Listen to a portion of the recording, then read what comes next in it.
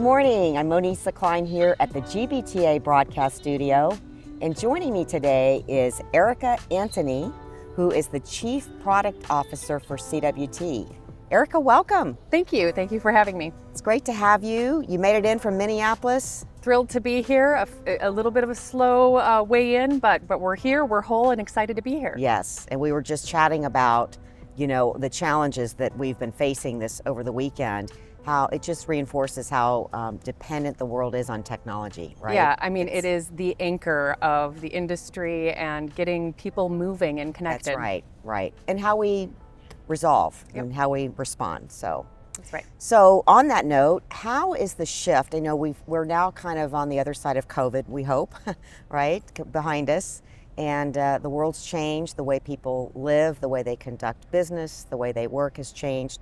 How is the shift towards remote hybrid work models and the increased focus on employee health, which is important, and well-being impacting corporate travel programs? Yeah, look, we know remote work is here to stay. Right. And in fact, I think it was a Gallup poll last year that cited chief human resources officers from the top Fortune 500 companies were saying, we have no plans to change the flexibility of work. Right. And so we can expect this to stay, but there's implications to travelers and to corporations, beginning with culture and engagement. Right. So collaboration tools, virtual meeting software, these have been really, really great tools, but it doesn't change the need to get together face to face. So travelers are demanding that ability to connect easily and coordinate, to share a trip, join a trip, view itineraries, and collaborate differently in that planning process.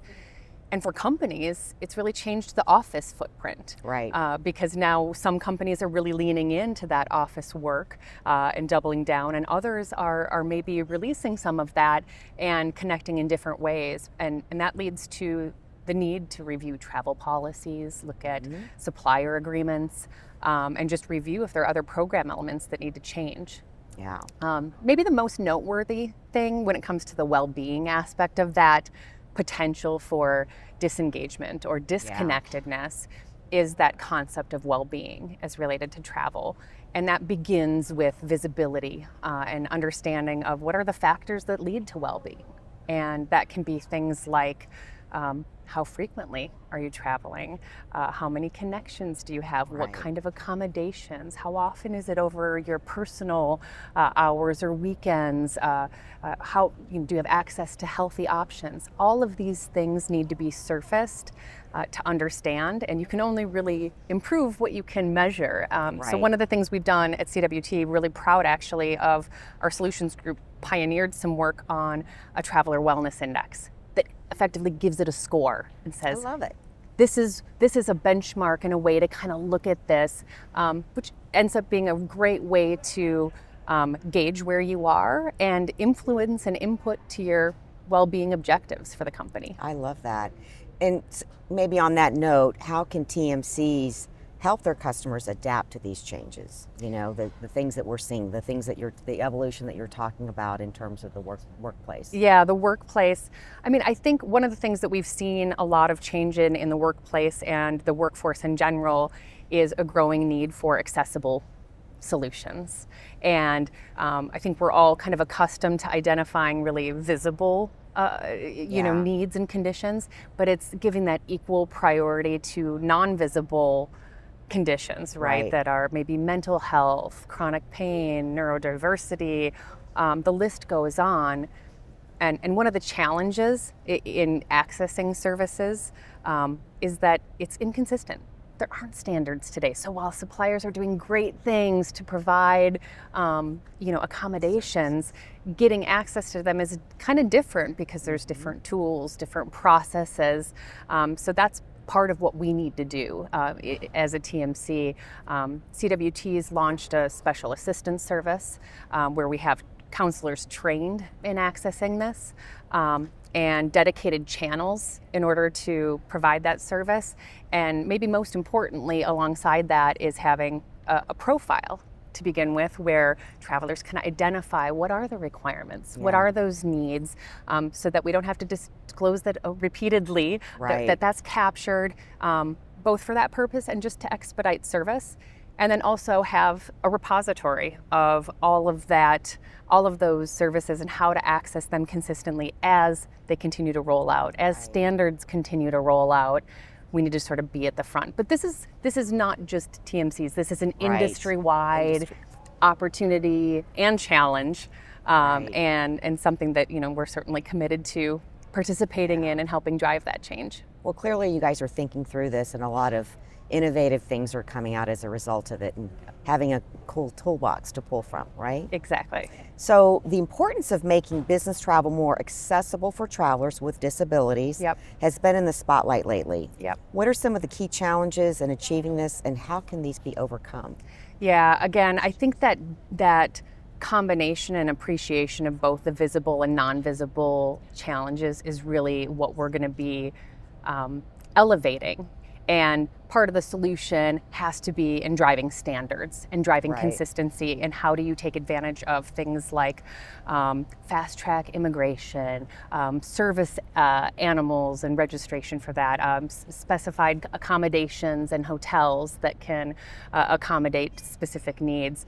So again, a huge breadth of services out there, and I think a lot of the work that we have to do as an industry to really commit is to find ways to standardize the terminology around it, the access to it, so that becomes much more simple for travelers and businesses alike. And in the meantime, we do have those tools and abilities within the TMC services to be able to offer it. Which is great. Just having it ingrained, right, as part of your who everyday. we are. Yeah. So important. Excellent. Artificial intelligence, AI, continues to be regarded as the top emerging technology and a potential game changer for business travel. What do you see as the key areas where AI could transform business travel in the near future and in the mid to long term? Yeah, I love this topic because, well, one, I'm passionate about technology in general, but I do believe in the transformative nature of this technology. And yet, I would argue that maybe it's not that new. I think it feels very new because we're seeing it a lot more. But it's been around, right? It's been around. I mean, even as you go through the airport and there's biometrics to help you get through security, or, there's trip disruption, prediction technologies. But if we look at it just from sort of a travel management company and TMC perspective, at CWT, I'll give a few examples of where we're really leaning into that, investing it, beginning with messaging. Messaging as a channel to get service is growing in popularity. A lot of it's just because we have access, right? We have our phones and our mobiles. We can do this on our time, on our schedule. But this being a hybrid channel, and what I mean by that is that a lot of it can be just completely automated and self-service, but that it also has the intelligence to get you to someone when it's complex, it's urgent, it's sensitive, and it warrants that human connection. It's just ripe for continued automation. So we're seeing great adoption, but also great satisfaction with levels over 90%, and tasks being addressed 4 times faster. So we know, it's proven already, that artificial intelligence is already changing those experiences. You see the same thing in the display of offers and having that intelligence built in, because as you present something to a traveler, it has to be relevant.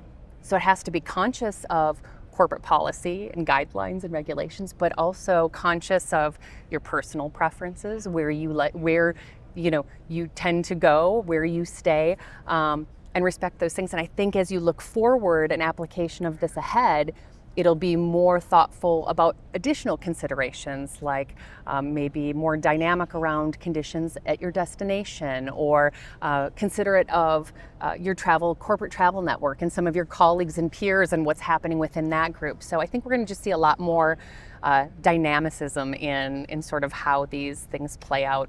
Yeah, and I love, as you said, it's already been introduced, right? We've already experienced it, and it just kind of evolves into our everyday life and the fiber of everyday life, right? It's invisible. I think that's what it's doing its job when things become easier. Things that seemed hard before are now don't think about it. Delightful. Maybe one more example is with price optimization solutions. This service is all about predicting and anticipating, having algorithms that sort of watch to see over the life cycle of a booking or a trip, are there better fares, are there better rates, and doing that in a way that is completely transparent to travelers, right? So there's upside for this and everybody. So we've already seen that.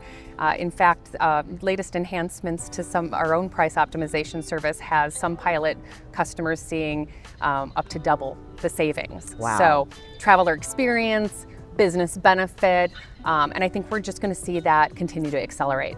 Continue to evolve. Yeah. Erica, thank you so much. Such a pleasure. And it's a pleasure to have you. Thanks for spending a few minutes with us. And it sounds like you've got a great hand on the pulse and a lot of exciting things happening at CWT. So congratulations. Thank you.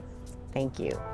I'm Monisa Klein here at the GBTA Broadcast Studio.